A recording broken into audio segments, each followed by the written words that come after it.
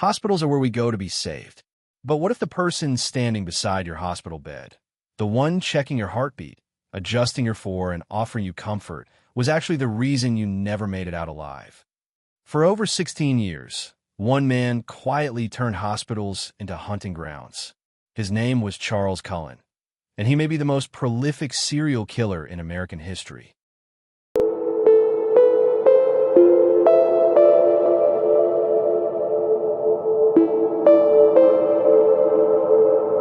To understand Charles Cullen, you have to understand how someone so ordinary could hide something so monstrous. Born in 1960 in West Orange, New Jersey, Cullen's childhood was defined by tragedy and isolation. His father died when Charles was still an infant. His mother, his only real connection, was killed in a car accident when he was 17. That loss shattered what was left of his emotional stability. Cullen later described himself as an empty person walking around in a fog. After high school, he joined the U.S. Navy. But even there, the signs of instability emerged. His behavior grew erratic. He was caught tampering with control panels on submarines and attempting suicide multiple times. Eventually, the Navy discharged him. What followed was a dark spiral: depression, self-harm, and a growing fascination with control and death. In the late 1980s, Cullen found his way into nursing school, a decision that on the surface seemed like redemption, a chance to heal instead of harm. But what it really gave him was access to the vulnerable, the sick, the dying, and the power of life and death. His first job at St. Barnabas Medical Center in Livingston, New Jersey, seemed uneventful until patients began dying unexpectedly. In June 1988, a hospital pharmacist discovered that intravenous bags were contaminated with insulin. Several patients went into sudden cardiac arrest. Cullen was questioned but never charged. The hospital quietly dismissed him. No report to authorities. No public scandal. And with that silence, Cullen learned something chilling. He could kill without consequence. Over the next decade, Charles Cullen drifted from one hospital to another: Warren Hospital, Hunterdon, Easton, Liberty Nursing, Lehigh Valley. Each time, mysterious deaths followed. Each time, suspicions rose. But every time, he was quietly let go, allowed to continue his career elsewhere. Hospitals didn't want lawsuits. They didn't want headlines. So they pushed him out quietly, never knowing how many lives they were handing him next. Cullen's preferred method was subtle and silent. He injected lethal doses of insulin or digoxin into 4 bags, then walked away. Patients would crash hours later, sometimes under another nurse's care. To anyone else, it looked like natural cardiac failure. To Cullen, it was art. Colleagues began whispering. Records showed he was present for a disproportionate number of deaths. Coworkers noticed he often volunteered for extra shifts, especially with patients close to death. But no one could prove anything. Hospitals would rather move on than investigate. By the early 2000s, Charles Cullen had become a ghost in the system. He'd worked at over a dozen hospitals, left behind dozens, possibly hundreds of victims, and still nobody stopped him. But his final job would be the one that exposed everything.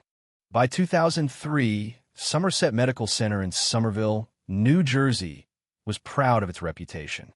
Clean facilities, modern equipment, compassionate nurses. But behind the polished hallways, the angel of death had returned to work. Charles Cullen was hired in September 2002. His resume looked solid: 16 years of experience, no criminal record, glowing letters of reference from previous employers. What those letters didn't mention was that each job ended after unexplained patient deaths. Somerset Medical Center didn't know it yet, but they had just welcomed a serial killer into their staff. Within months, patients who were stable began dying suddenly. First, a priest who came in for routine blood tests collapsed without warning. Then, an elderly woman coded minutes after Cullen handled her for.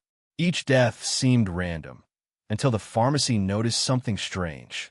Large amounts of insulin and digoxin, heart drugs, were being ordered and administered to patients who didn't need them.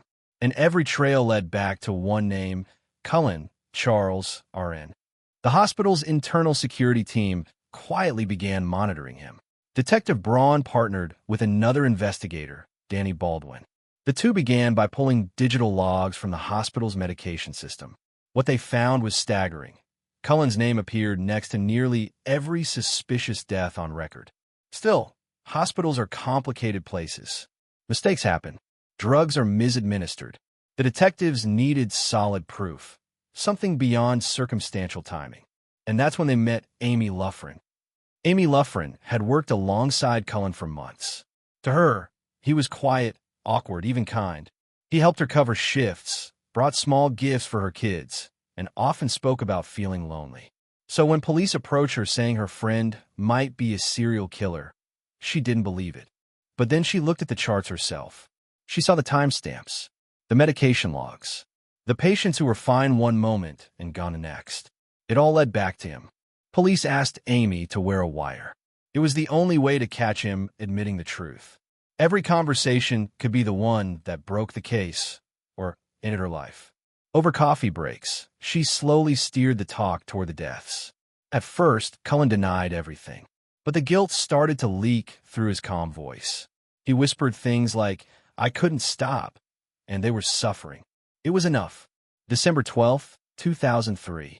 Detectives intercepted Cullen as he left the diner. They read him his rights. And for the first time in 16 years, the angel of death was finally off duty. At 4:30 p.m., December 12, 2003, detectives brought Charles Cullen into an interview room. The quiet nurse who'd watched countless patients die without reason now sat handcuffed, staring into the sterile white walls of a New Jersey police station. He didn't ask for a lawyer. He didn't fight. And within hours, the truth began to spill out. Detective Tim Braun leaned forward and asked a simple question. "Charles, how many people did you kill?" Cullen stared down at the table, then whispered, "Too many to count." That whisper would shatter the illusion of safety in America's hospitals. Cullen began recounting his career like reading a dark resume.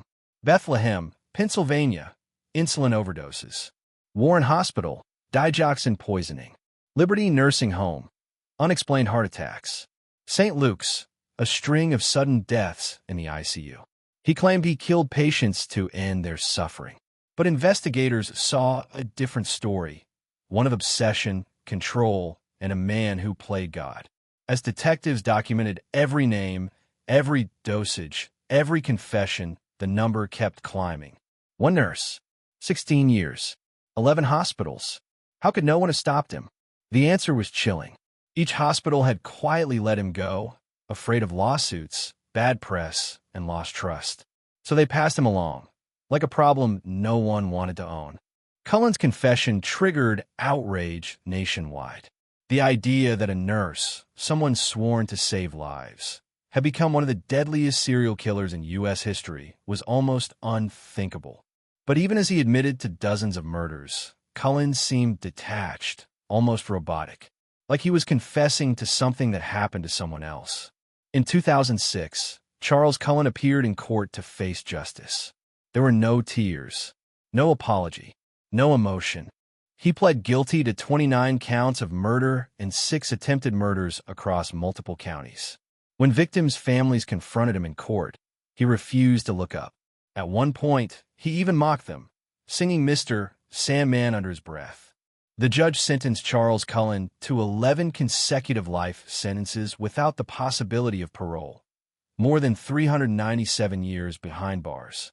As he was led away, families of the victims wept. Justice, in a sense, was served. But nothing could undo the horror that one man left behind in America's hospitals. And yet, despite his conviction, Charles Cullen's true victim count remains unknown. Some estimate over 400. Others say even that number barely scratches the surface. After the sentencing, Charles Cullen disappeared behind concrete walls and steel bars.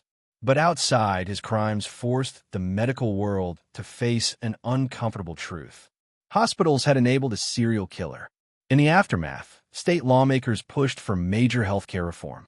New Jersey and Pennsylvania introduced what became known as the Cullen Laws, requiring hospitals to report suspicious behavior and share employment records between facilities. It was a wake-up call for an entire industry. An admission that bureaucracy, silence, and fear of bad press had cost hundreds of innocent lives. But for the families of Cullen's victims, the laws were too little, too late. Each reform bill, each headline, each documentary was a reminder of a loved one who walked into a hospital for care and never came home. Many still wonder, did Charles Cullen ever feel remorse? Or did he simply enjoy the control, the power to decide who lived and who died? Psychiatrists who examined him described Cullen as a man detached from humanity, someone who justified murder as mercy, while never once seeking permission from those he claimed to help. He wasn't a killer driven by rage or greed. He was something far more terrifying, a man who believed that only he could decide when a patient's suffering should end.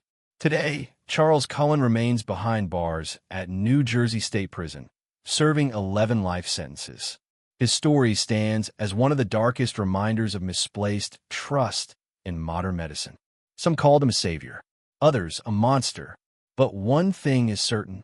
The angel of death still haunts the corridors of every hospital he once walked. If you found this story disturbing but important, help us keep these stories alive. Hit like, subscribe, and turn on notifications so you don't miss our next deep dive into the darkest corners of real crime.